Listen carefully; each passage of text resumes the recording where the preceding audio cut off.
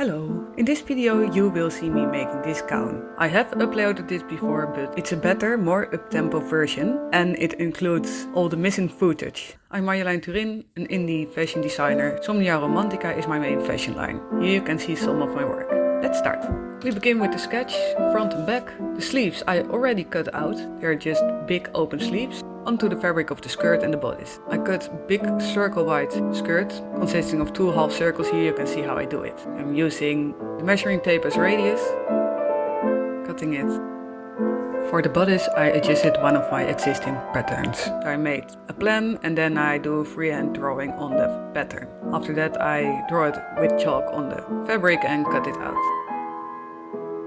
Not showing all of it, then we go to the puff sleeve. Puff sleeves I do always with freehand drawing, big puff sleeve in this case, onto the serger. You can see my right hand is adjusting the fabric to go smoothly through the serger. It's adjusting the fabric to avoid pulling. Giving a hemming to the circle wide skirt.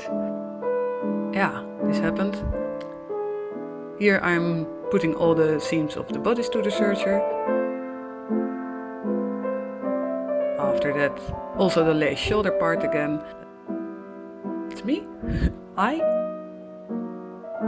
All lace parts get a seam.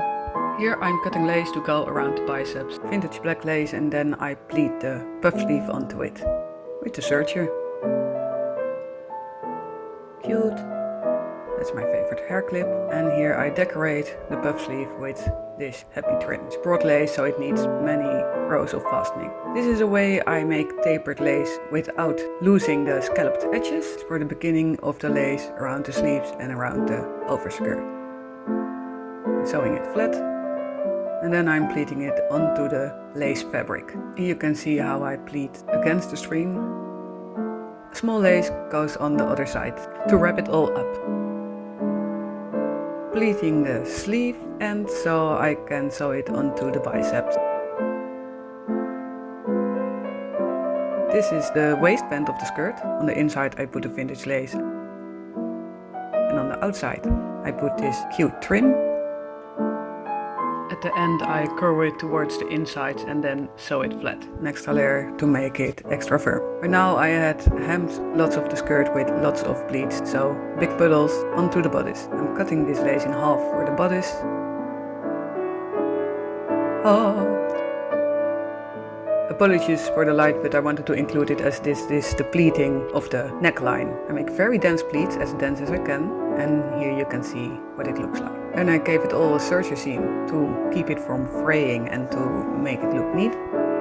After that I'm sewing the seam flat with the sewing machine before adjusting the trim. The same trim that I use in other places.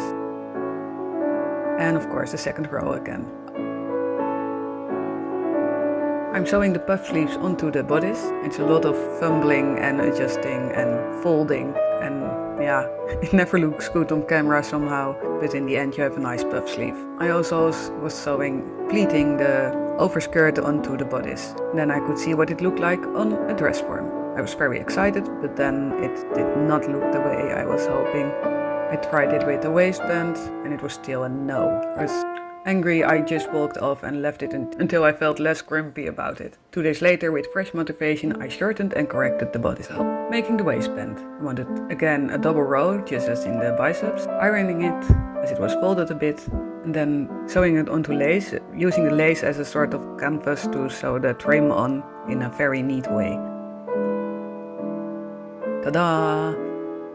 Then again, sewing the bodice and the overskirt together. After this I have to sew the waistband on. You see a puddle of lace, starting at the mid-back to make sure it's symmetrical. And then going one direction and the other direction, and as you can understand it took a while. At the front I use this system to make it look neat. Pause to read, and here you can see it in action. First sewing the trim on and then flipping it around and sewing it flat. Which meant I could try it on again. This time it was okay, so I could pick the clasp. I decided on 4 clasps at the waistband, and I was trying to decide if I was going to use buttons at the shoulders, but I settled for roses.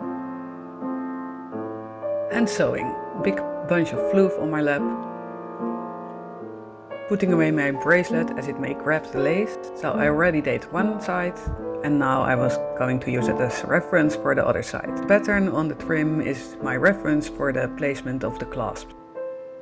Last knot, knotted the knot, and done! Here's the result.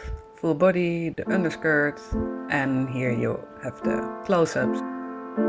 And also I combined it with a top and a hoop skirt, and here you can see how wide the sleeves are. If you like this kind of content, you can watch this playlist or you can go to my main page where you see all of my content. Thank you so much for watching. Bye bye.